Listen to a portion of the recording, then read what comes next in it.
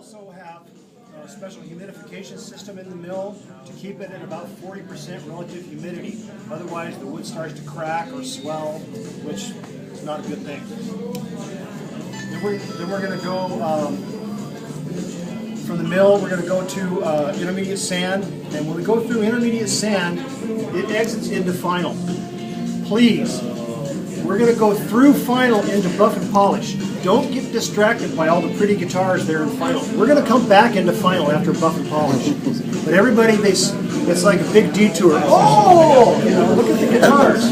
Please, just follow me and we'll go through buff and polish. And then we'll come back into final, and then we can spend time in final. And then we'll go do amplifiers down to the custom shop. There's no photography in the custom shop.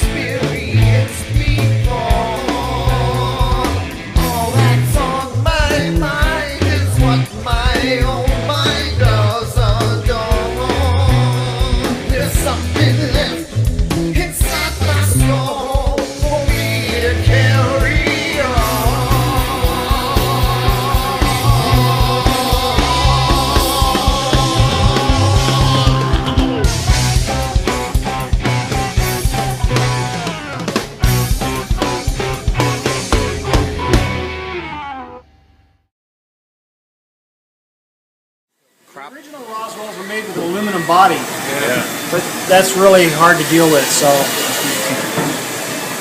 Crop circles. Yeah. Well, back in those days, there was 5 girls. 5 girls? Did Mary Lemus ever work over there? Yes, she did. Oh, she worked in final, and she was a lead person, so she didn't do any of this. Okay. And Chris Aguirre, her sister? Yeah, I worked with both of them for a long time. How many years have you been here? She's 56. 56. 56. Amazing. I gotta take my shoes off to do the math on that one. Track and time.